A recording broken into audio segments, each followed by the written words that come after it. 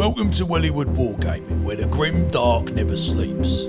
Crack open a bottle of wild snake and spark up a low stick as we take a journey down Underhive. Howdy Hive Scum, and welcome back to Wellywood Wargaming. In this video, we're going to talk through 10 of what I consider the best Wyrd powers in the game of Necromunda. Now, we're not going to focus on the esoteric Wyrd powers. Weird powers that you get access to for House Delac. We'll leave that for the House Delac guide that I'll do later this year. And we're not going to talk about some of the odd ones that you get access to in Dramatis Personae and things like that. This one is specifically talking about the 7, I believe, Wyrd power skill trees that you get access to if you are a Wyrd. If you want to find out more about these, by the way, you can pick up the Book of the Outcast, which is one of the best books that you can get. You can see it here behind me. It's a fantastic book, and it explains the lore of outcasts as well as Wyrds and all the stuff in there as well. So without further ado, let's get into my top 10 Wyrd powers. Okay, so the first one of my pick of the top 10 Wyrd powers here is a biomancy power, and this one is Cause Pain, and it reads as follows. Cause Pain, basic. Choose an enemy fighter that has already lost at least 1 wound or suffered at least 1 flesh wound, and that is within 18 inches and line of sight of this fighter. That fighter must roll an injury dice and immediately apply the effects. Oosh, that is really, really good. Now, if a multi-wound fighter, say an Orlok rogue captain with 3 wounds, has a flesh wound from maybe a rad gun or something else, an environmental effect, you can use this on them and immediately apply an injury dice where you would need to wound them first. So it gets around stuff like that. 18 inches is long range. It's only a basic, so you could move and do this. Yeah, jeepers. It's pretty nasty if you have a wounded fighter or a flesh wounded fighter, someone that you've softened up prior to this. You can finish them off with a serious injury or a skull. If you're not that lucky, you'll get a flesh wound, but most of the time you're going to be doing some real nasty damage to that fighter, and it's pretty damn good. It's a bit harsh. It feels a bit nasty doing it because you're just kind of further rubbing salt in a wound that you've just caused, but it is a really good power and definitely the best one in the biomancy powers, if you ask me. The second one we're going to talk about here is called Quickening. I think part of the reason why I love this is because it reminds me of Highlander. If you've seen the Highlander movie, The Quickening. This is similar but not the same. So it reads as follows. Quickening, a basic continuous effect. While this Wyrd power is maintained, improve this fighter's movement characteristic by 3 and their weapon skill, ballistic skill, and initiative characteristic by 1 to a maximum of 2+. So, firstly, it's amazing. So, it's a basic to do. So, you have to, forego an action to cast this Wyrd power. Once you've done that, you then get +3 to your movement, meaning an average fighter is movement 8. You get +1 to your weapon skill and ballistic skill and your initiative as well. So you're very fast and you're very deadly all of a sudden. Now, the best thing about this is its continuous effect. So you can keep on doing this each turn should you keep passing those willpower checks. And if you have a particularly low willpower stat, then you can do this all of the time and it's great. Just don't obviously roll those double 1s or double 6s for the perils of the warp, but really, really solid power, this one. I think it often gets overlooked, but it can be really, really powerful and it can make your leader or whoever's casting it a real problem. All right, on to Pyromancy here, and this one is Wall of Flame, and it reads as follows. Wall of Flame, basic, continuous effect. Place a 5-inch blast marker so that its center is anywhere that is both within 12 inches and line of sight of this fighter. Once placed, this marker does not move but will remain in place while this Wyrd power is maintained. Any fighter that either begins or ends their activation touching the marker suffers a strength 3 damage 1 AP 1 hit, as if for a weapon with the blaze trait. So it is a basic and it is continuous effect as well, but effectively you get the chance to chuck 12 inches away, the entire length and width of a Sector Mechanicus tile, by the way, a massive 5-inch pie template with blaze wherever you like. You don't have to roll to hit, it's just there. Anybody that goes into it or out of it is caught on fire on a 4+. It's really, really nasty. And then when you consider the continuous effect of it, you can keep it there. So if you've got an objective that you want to hold down, you can just lock that in place, stop people going in and out of it, unless they want to get set on fire, of course. or you can just lock down a corridor and just really, really be annoying. There's lots of strategic depth to this one. It's a really, really good one, and it's really annoying as well. So definitely one of the best weird powers here. The next one is Technomancy, and I absolutely love this weird power. It's so annoying for your opponent, but it's just so much fun doing it as well, and it is Weapon Jinx. Weapon Jinx, simple. Choose an enemy fighter that is within 18 inches of this fighter. That enemy fighter must immediately make an ammo check for one of their weapons, chosen by this fighter. Now, this is a simple, meaning that you can actually do this twice in your activation, of course, and it is really, really annoying. 18 inches is quite a bit of range for a weird power, and it does not specify that you need line of sight either, meaning that you can do this through walls and round corners and all sorts of stuff. So it is flipping good, this, especially if you're doing it on something like a bolt gun, a grenade launcher, or something that's scarce like a plasma gun or a plasma cannon. This can be really, really infuriating if you've just got a character running around in the shadows, forcing everybody to run out of ammo. I love it. It's great. And, you know, definitely get used to using this one because it's really, really fun.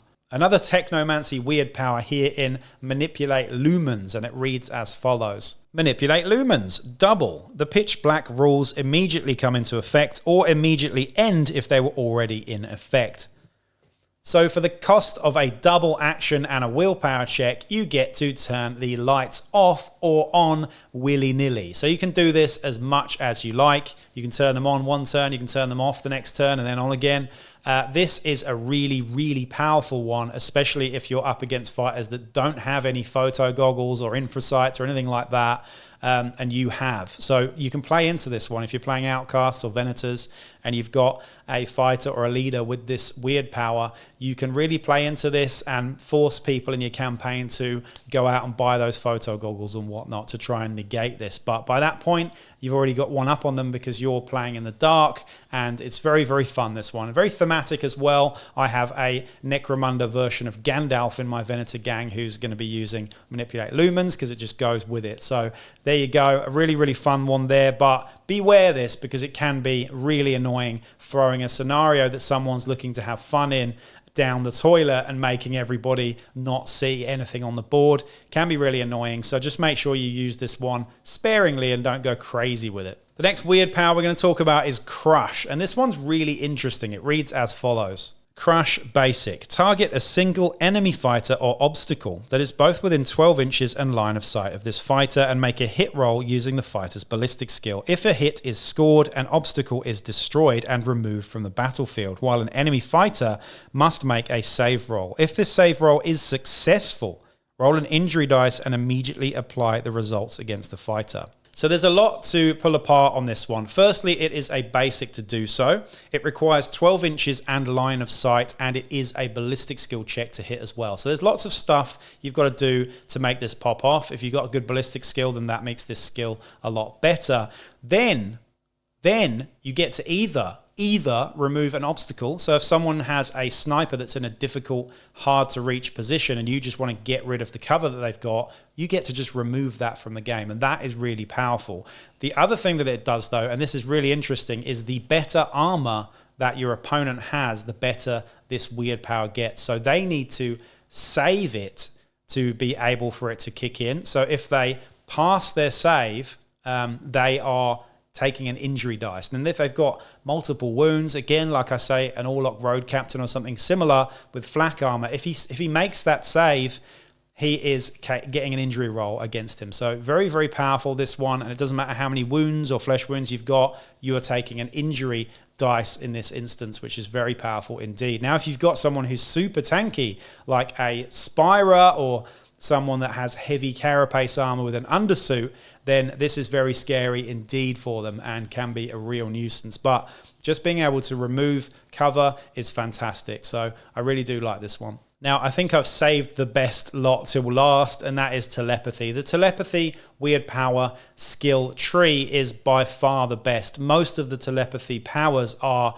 very, very powerful, if not broken. This one is Mind Control. It's not one of the broken ones, but it is very good and also very fun, and it reads as follows. Mind Control Basic, continuous effect. Choose a single enemy fighter that is both within 9 inches and line of sight of this fighter. That fighter immediately makes a shoot basic action even if they have already activated this round, targeting an eligible fighter from their own gang, chosen by this fighter. Hugely fun, this one. Of course, you do need to be quite up close and personal with it, 9 inches and line of sight, but if you pull this one off, it is fantastic seeing a Delac web gun turn around and web his own Nachtgul or something similar. If you do this against Cawdor and set all their own fighters on fire and such, it is a real nuisance and an excellent weird power that I've used many times to good effect. You know, it's only a shoot basic mine, so you can't charge your own guys or anything like that. But the fact that you can do it on a fighter that's already been as well is very, very good. So yeah, I love Mind Control. Definitely consider using this one. The second telepathy one that I've included here is called Mental Assault, and this one's a basic, and it reads as follows. Choose a single enemy fighter that is both within 12 inches and line of sight of this fighter. Both this fighter and the target must make a willpower check. If both checks are failed or the target passes and this fighter does not, there is no further effect. If both this fighter and the target pass, or this fighter passes and the target fails, the target becomes prone and pinned and loses their ready marker. I really, really like this power. It is not completely broken, but it is very, very good. 9 times out of 10, if you're a weird, you've got higher willpower than most opponents, so you're usually going to win out in this one unless they roll very high. But it is a basic to do, so you could move and do this and get extra range on it. It's 12 inches in line of sight, but being able to make someone prone and pinned and take their ready marker away as well is very, very powerful, and you can just walk around doing this every turn. It's really, really good. It's really effective, and it doesn't ruin all your friendships like the next one I'm going to talk about. Okay, so here is where you lose a lot of friends. Hallucinations, a telepathy power here, and it reads as follows. Hallucinations, basic. Choose an enemy fighter that is within 12 inches of this fighter. That fighter immediately becomes subject to the insane condition. That's really, really nasty. So it's a basic to do this at 12 inches and no line of sight. So again, you can do this wherever they are, even if they're up high on a building. The insane condition is really, really hard to get out of. 1 in 3 chance you act normally, 1 in 3 chance you are broken, and a 1 in 3 chance you're controlled by the enemy. Then you have to pass your check to actually come out of insane at the end of your activation as well, which is hard, especially if you have low willpower or cool or whichever one it is. But there's no check to be made for this. This is the one that makes this so broken to me, is the fact that the target doesn't have to check against their willpower or cool or anything. They are just immediately insane, and you can do this to anyone. You can do this to a Forge Tyrant. You can do this to a Death Maiden. They're just instantly insane and a threat to their own people, and to themselves. So Hallucinations is, I think, broken and the most powerful weird power in the whole game. I've used it before and I've felt bad doing it. So maybe think about this one a little bit more before you pick it, because it is really nasty. And the last one I've got here is a special one in that you don't actually have to cast it, and that is Warp Whispers. Warp Whispers, special. While this fighter is part of a gang, the gang may increase their crew size by 1 for the scenario and may re-roll any rolls for reinforcements. In addition, if this fighter is a sentry, the alarm will automatically be raised if they finish their movement within 6 inches of an enemy fighter. It's not very fun, it's a little bit boring, but it is really, really good, and it's worth considering if you're really playing scenarios where you've got very small crew sizes. Suddenly, you've got an extra fighter, and that can really make the difference in winning or losing a game. Also, the fact that you re-roll your reinforcements, and if you are playing those very situational scenarios where you do have alarms and sentries and stuff, then this one is also very good for that, because immediately, if you're within 6 inches, you don't have to check, the alarm is just raised. So a very good one in Warp Whispers there, and I had to add that to my top 10 as well. Okay, so those are my top 10 picks for weird powers in Necromunda. Let me know what you think down below in the comments. Please do like, share, subscribe, and of course check out the Patreon as well to keep me supported in this endeavor. And I'll be back with another video real soon. Peace out.